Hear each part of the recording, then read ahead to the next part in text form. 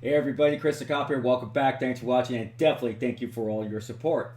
All right, I decided I was going to do something a little bit different with the Battlefield Hardline videos.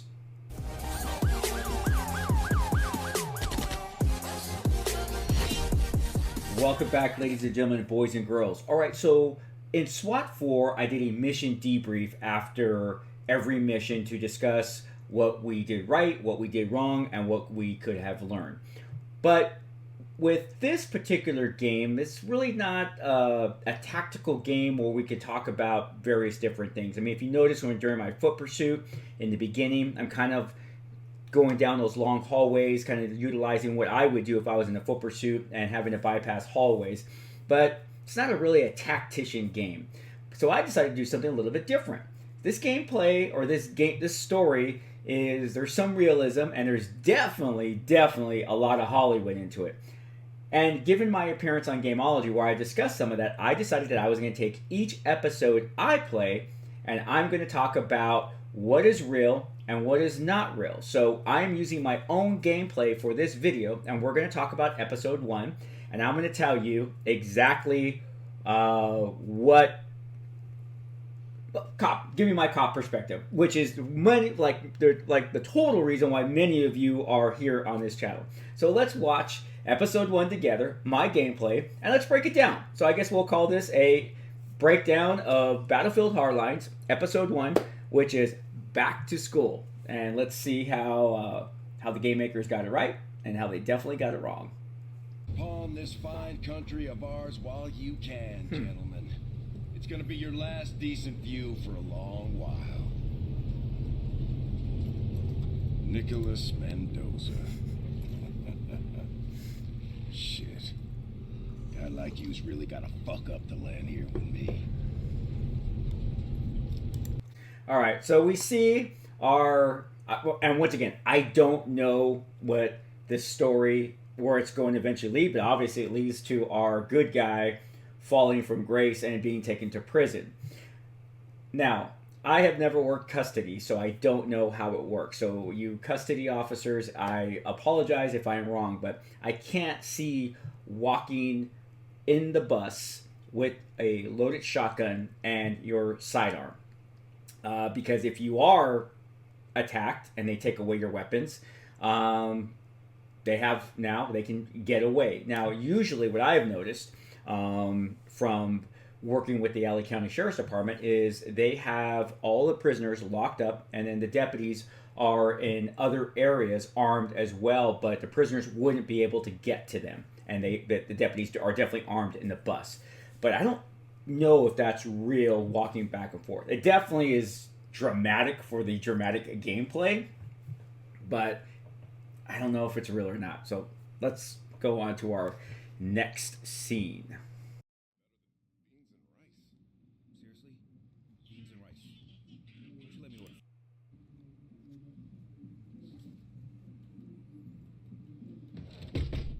Police! We're coming in! Police! Get your hands where I can see them! Up where I can see them! Move back and away from the table!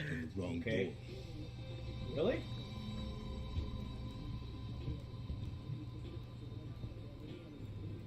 So obviously this is set. Guys, let's get the hell out of here. Oh shit, man! Come on now. Okay, keep those hands on your head and Okay, I turn guess around they slowly. decided to play with a Slowly. gamepad. Nice and easy. You're making a big mistake. We're all friends now. Okay, so I'm gonna stop the video there, and I'm gonna talk a little bit about it. Number one, yeah, we could do a door knock. Knock, knock, knock. Hey, it's the police. Can I come in? If they tell us no, unless we have a warrant, we can't come in. So this whole busting down the door, unless you have exigent circumstances which allow us to enter the door, which from this particular scenario at this point of what I see, there are no exigent circumstances. We're just conducting an investigation. So kicking the door in, not realistic. The police would need a warrant. Now, let's just say we have a warrant. We break the door down. In this particular scenario, actually, for us, this would be a SWAT call out. We would call the SWAT team to serve this warrant. We have drugs, we have guns, and we probably have violence. It meets our criteria to activate the SWAT team to serve this search or arrest warrant, whatever that may be. Yeah. Now, let's just say, okay, whatever, right? We have legal means to get inside of this apartment. Tactic-wise, not a big fan of everyone still standing because you can do a lot while standing. Big fan of turning everyone's back to me, putting everyone on their knees, if not laying them face down, but most likely on their knees because they haven't been searched yet. At this particular point, we got time on our hands. There is no reason to rush this. You got 4 on 2, and I like what I was talking in Gameology. You're what we can really theoretically do at this point in time is really only watch what's in front of us. Because of the physiology of our body, what ends up happening is our peripheral vision ends up closing in on us because of that fight or flight syndrome. There's just some things that you cannot control. That is a fight or flight syndrome. You're in a dangerous situation. Your body is reacting to that physiologically. And there's all sorts of things happening. Your pupils dilate. Blood rushes out of your torso into your extremities because you may have to run or you may have to fight. Your breathing increases. Your heart rate increases. Basically, your body gets ready to do battle. And it causes this, tunnel vision. So we have time on our hands. Let's call for backup. Let's get some more officers there. Well, obviously, we know eventually someone's going to make their way into the apartment after our big shooting. But at that point in time, we'd be like, hey, we just had a shooting. We need multiple units, la-da-da-da. So the world would be converging on us to help us out. All right. So tactical-wise, not very good here. And it does lay to the storyline, which, when we're watching movies and you're like, why would they do that? You're like, well, the reason why they have to do that is because we wouldn't have a movie. It'd be like, here's the movie, and it's over in 5 minutes because no one would really ever do that. It's kind of like our slasher movies. Why do teenagers have sex while camping? Teenagers, sex, camping equals Jason Voorhees killing you. Right? All right, let's move on.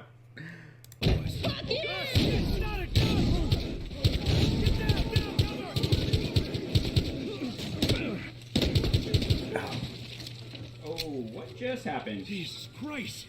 That got out of hand fast. What the fuck was that? You didn't check the door? Hey, I'm the one making arrests. You're supposed to watch the room. Yeah.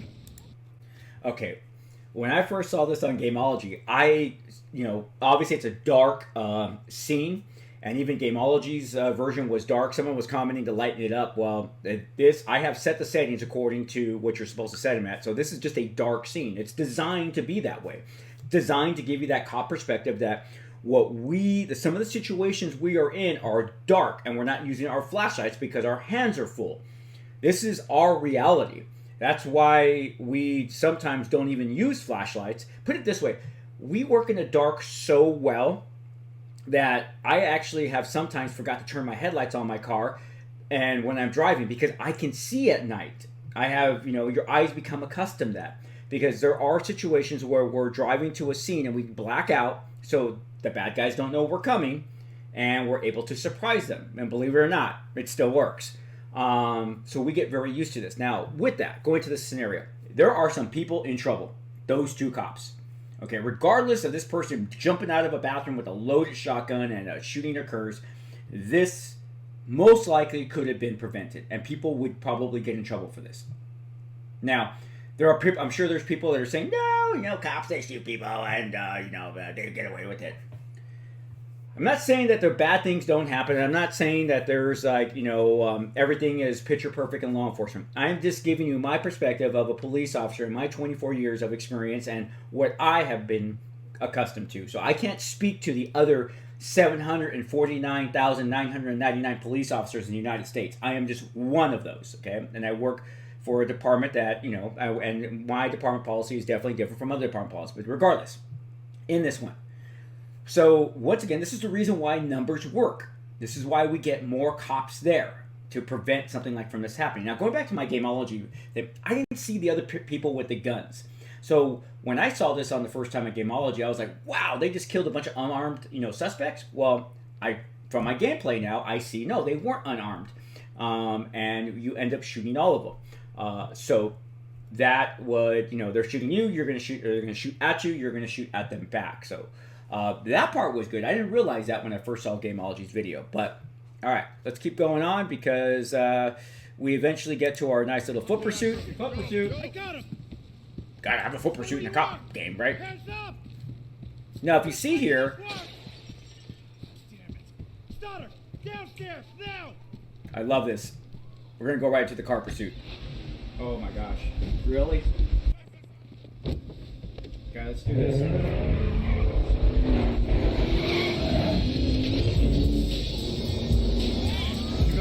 Okay, so obviously I cut the sound here because I'm not getting another copyright strike. Now, I've turned the radio off in the car, so this is obviously the background music in the game. Once again, if you know how to turn this off, please tell me. Yeah, we don't jump and slide across our car like that. I don't even know what that is about. That's definitely Dukes of Hazzard Hollywood crap. But we're probably going to go in foot pursuit of this guy just because we don't know what part of this thing is going on there. But we just left 4 dead bodies in the apartment. I don't even know how I would deal with that. If this was a real scenario, I think I'd be chewing some ass. I really would. I'd be like, being the lieutenant, I'd be like, what? I'd be that typical Hollywood lieutenant at this point in time.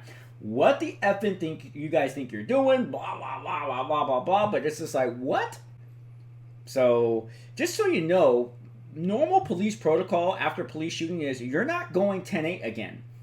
You're going to be at the station. You're going to be doing your reports. You're going to be meeting with your attorney. You got the district attorney shoot team coming. You got the the DOJ shoot team coming. You have your internal affairs coming. These are all 3 independent investigations. So there's literally 3 investigations going on with the shooting. You will be put on what we call. You'll be put on be sent to the on we call it on the beach. For a minimum of 1 to 2 weeks, you'll have at least 1 session with a psychologist to make sure, or psychiatrist to make sure you're okay.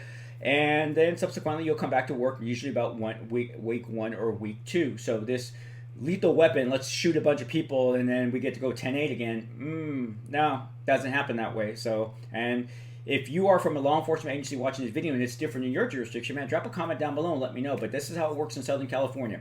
In all agencies in Southern California, all 640 of us.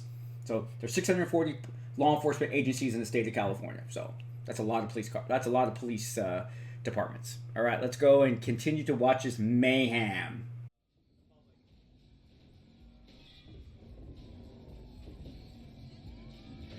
We gotta take this guy down. Oh, yeah. Wait till I get close. Stoddard, now.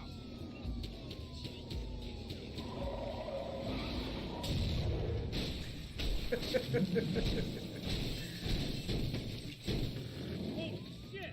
Okay. All right, this pursuit. What do we have? We just got into a police shooting. We have a guy who's bringing in food who decides to run from us. What did he do wrong? He entered an apartment where there were drugs being sold. Yes, we want to talk to him, but at this cost? So this is what I was talking about in my breakdown was minus a serial killer, this would have been called off. The minute cars started crashing and the amount of damage that was being done, and this would be relayed to me over the radio by the officer who's in the middle of the pursuit, we're calling this. What's the crime? Yeah, he's probably a felon. He probably has a warrant, but we don't know that. So, can we get him another day? Hopefully. But sometimes they just get away. So, not a big fan of this pursuit, and definitely not a big fan of him shooting outside the car. Now, yes, I remember when I did Gameology's video and I'm reading the comments, people are like, well, so-and-so has a bunch of videos on his channel regarding cops shooting from their cars. I agree with you. There are videos. I've seen them, and I've used them for my classes of what not to do. What police officers are not to do. So, in that, it's like, No, you're not supposed to be doing that. Remember, we're responsible for every bullet that leaves that gun. That backdrop was a horrible backdrop. And what I mean by backdrop is what is behind the person or thing I'm shooting at. So, a bullet hitting an innocent person? No. Bullet ricocheting off of a piece of metal, off of a car, that definitely going to happen. It could hurt somebody. So you got to really, and I am trying to think, and this scenario, no, negative. So, yeah, not a fan. I think you'd be disciplined very severely. And officers have been. I know a couple of videos that I have seen regarding officers shooting from cars. Some of those officers were fired, while others were severely disciplined. So, did some get away with it? Maybe. I don't know. Share a case with me if you want me to talk about it. But, yeah, no, not liking that. There we go. Into that. Now, I just want to kind of go to a quick driving around. Hotel room. I'm sure you were. But no excuses, Detective. It's not an excuse. Just context. Now, what I like about this particular So part what's the of the story with game Tyson is the His coach the storyline. We're building character This guy's development. We have arrested. character development Tyson's going on. really We, we're learning about our Sometimes partner. he We're slips learning freebies more to about his me. old red house. And what I love about it is while they're driving around, Reading my mind, Detective. these scenes are really, really well. I like So, these. hey, I like these. I watch like the way they made the city look. This drug war's I no like the trouble. way their conversation. You have to tell me. It almost they got it right. They got like this sharing of information. They got the look of the city at night. What's going on, especially in like what we call the projects of people who are living impoverished and That's their what we do, struggles. They really captured a lot of this, which I really definitely did Stop like. said that about you.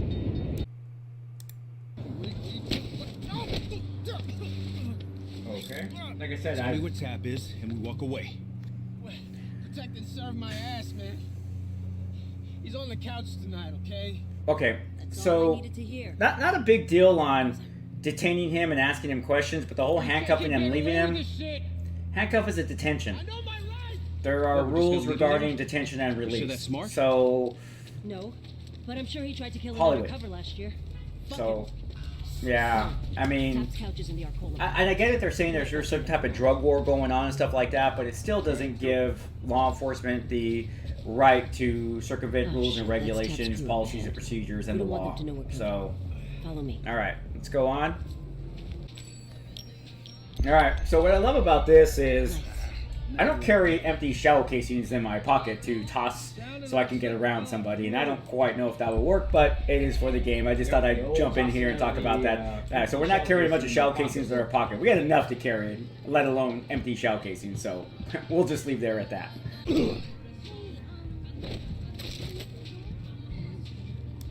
All right, I'm just going to stop that there. Yeah, not happening. It's a violation of the law, policy, and procedure. Can't just knock out people. And I love the fact they're one-punch knockout, okay? If anyone's been in a schoolhouse fight, we all know there's very rare one-punch knockouts, okay?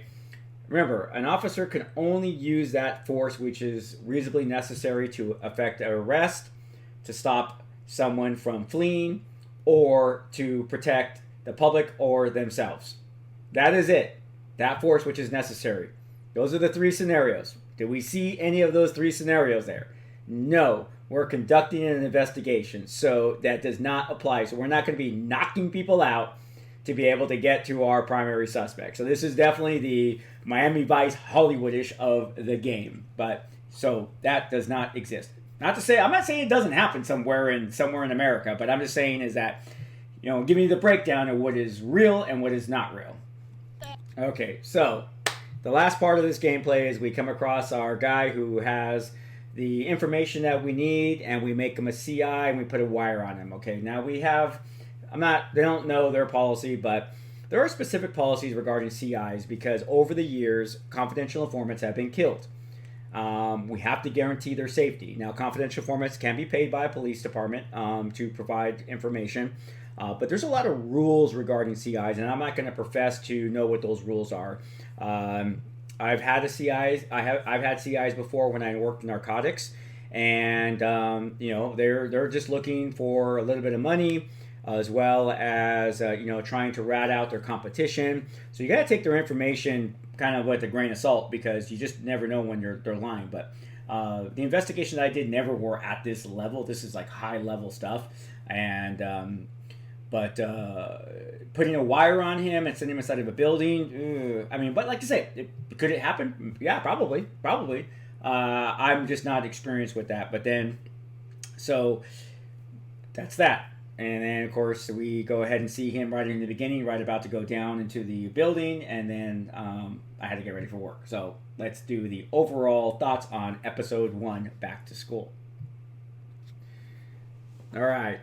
So my overall thoughts so far. This is definitely Hollywood mixed in with some police realism. This is more Hollywood. If I had to give you a percentage based upon episode 1 so far, it would be 90% Hollywood, 10% real cop so far.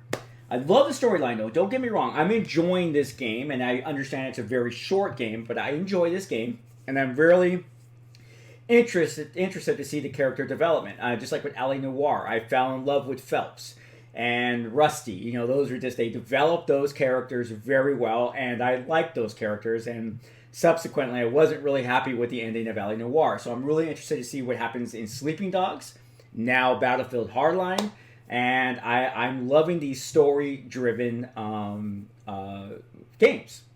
That's kind of the fun in this. So that's my breakdown of episode 1. We'll definitely break down episode 2 when we play it, and I think this will work. Let's watch it first, and then over the next couple days I'll come back and do this like mini wrap-up video of what is real and what is not real. And if you like that, please leave a like down below and leave me a comment and let me know what you think.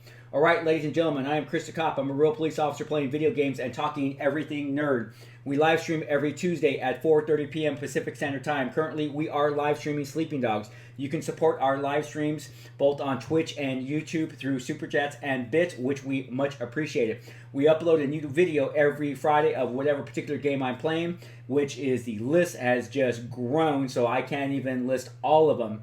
We do Coffee with the Cop every other Saturday, and where you get to join me as I have my cup of coffee before I get ready for work, and we discuss comics, movies, and every now and then get a question on Life on the Beat, and then we just do random uploads on videos just like these ones right here.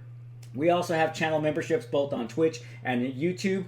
Take a look at the link down below and see if there's any of those tiers that you would like to support this channel. And we also have a merch store on YouTube. All right, ladies and gentlemen, that's the business end of this. I really enjoyed doing this breakdown episode, and I hope you enjoyed the way I broke all of this down. Now the fun part is the actual editing of this. All right, ladies and gentlemen, this is Chris the Cop reminding you, take care of yourself, take care of one another. We will get through COVID-19 together, but until then, I'll be in this chair making the content you request, you want, and you definitely deserve. Until next time, ladies and gentlemen, this is Chris the Cop reminding you, peace.